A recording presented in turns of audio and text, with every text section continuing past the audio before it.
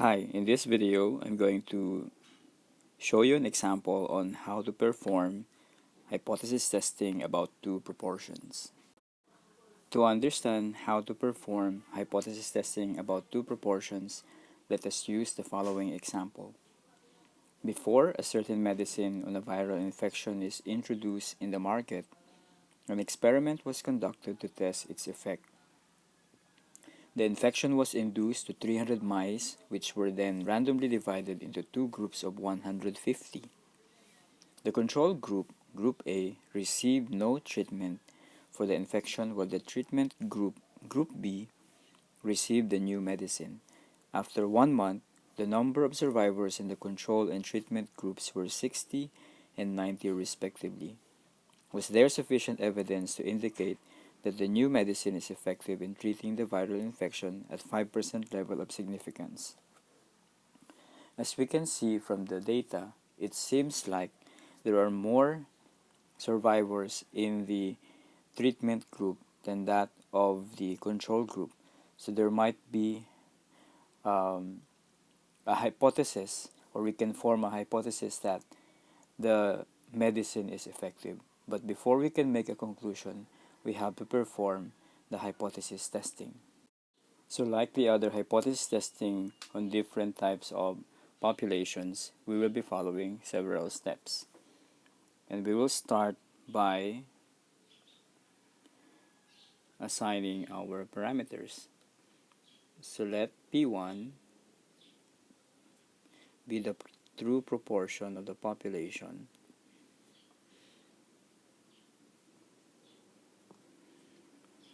of a given population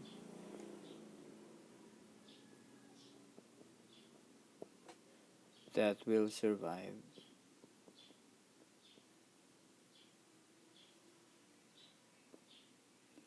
without the treatment, while P2 be the true proportion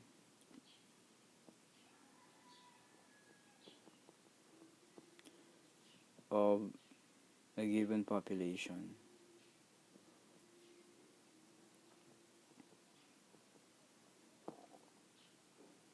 that will survive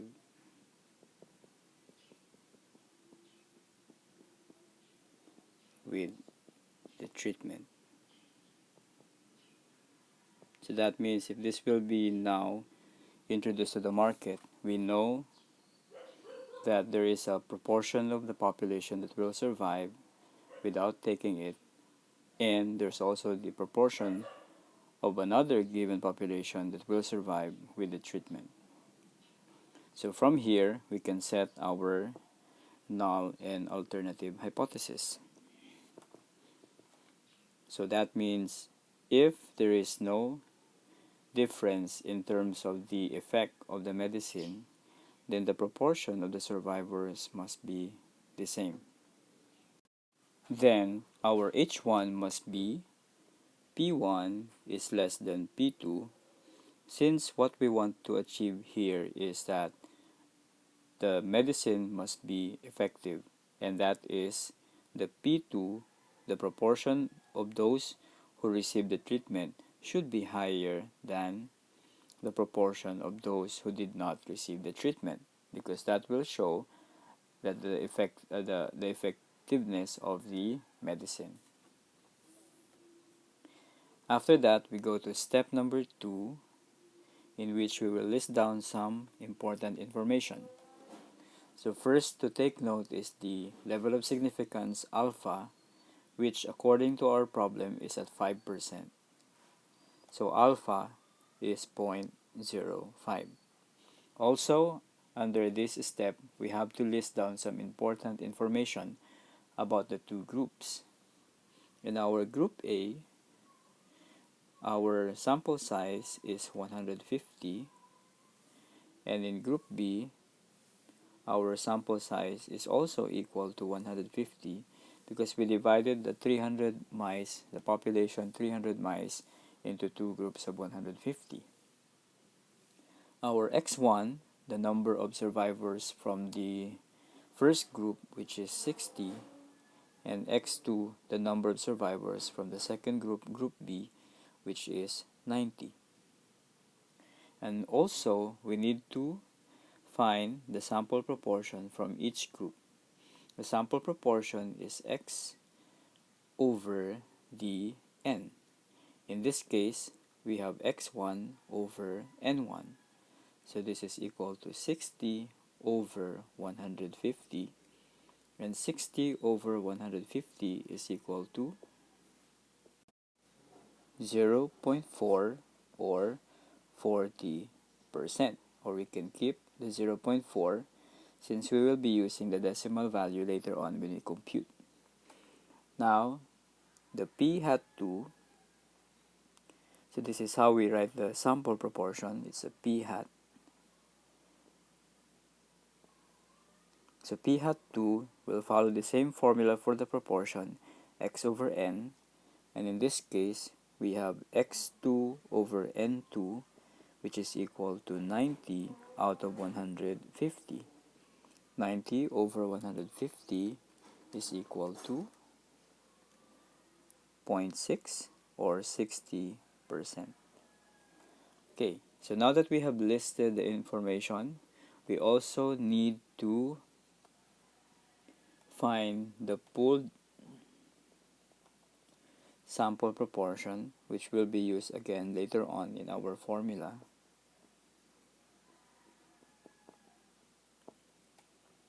This is P bar, so the pooled sample proportion is P bar equals x1 plus x2 over n1 plus n2. In our case, we have 60 plus 90 over 150 plus 150. And this is equal to 150 over 300, which is equal to 0.5. Once we are done with the step number 2, by listing all the information that we need, we now go to step number 3. The step number 3 is where we compute for the test statistic.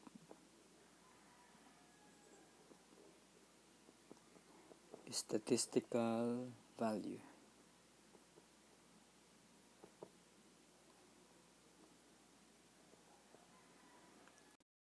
For hypothesis testing on two proportions, we'll be using z is equal to p hat 1 minus p hat 2, their difference minus pd, all over the square root of p bar q bar times 1 over n1 plus 1 over n2. So we already know that p hat 1 is the sample proportion for group 1 or group A, while p hat 2 is the sample proportion for the group B. Now PD is the hypothesized difference of the two proportions.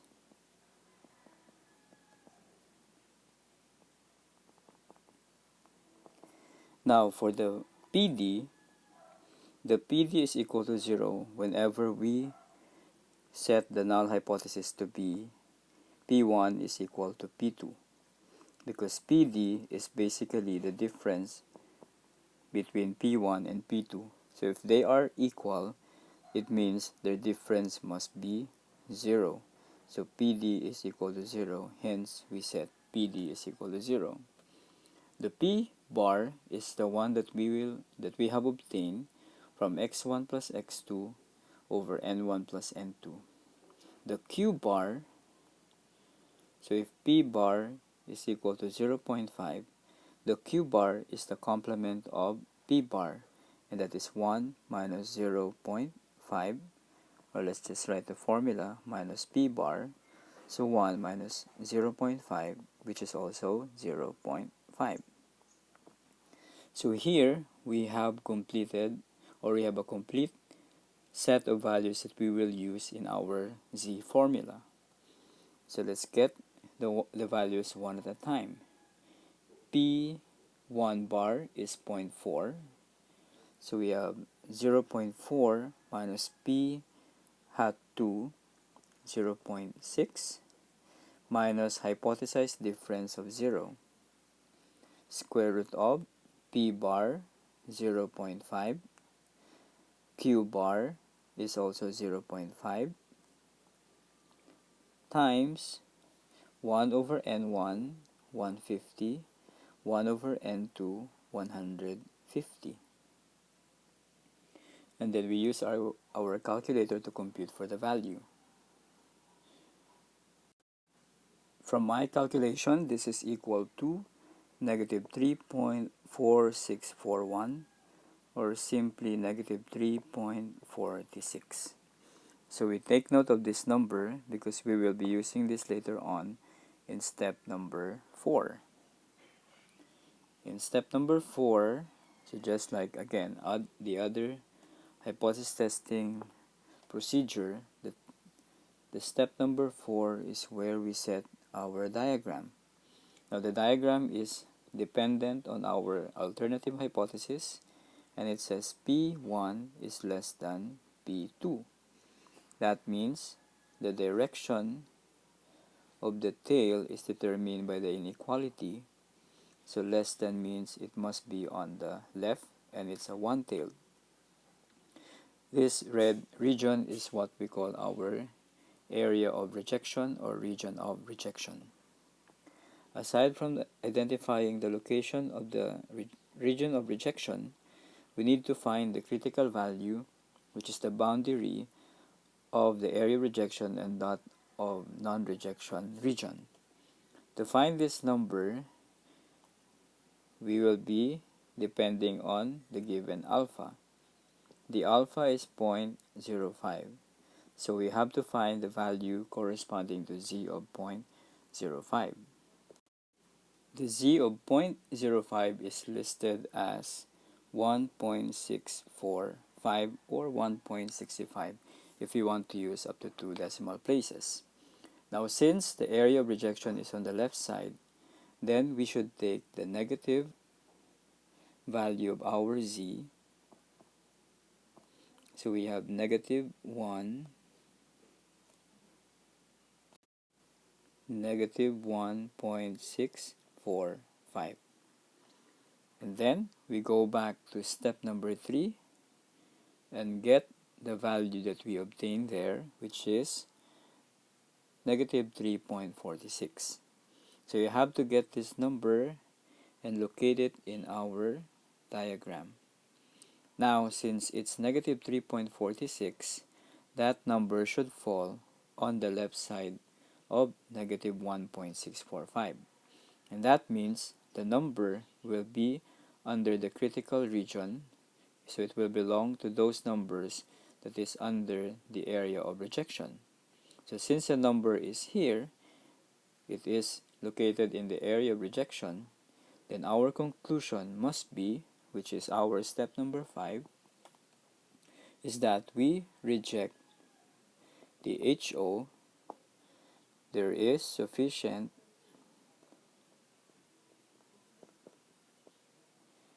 evidence that supports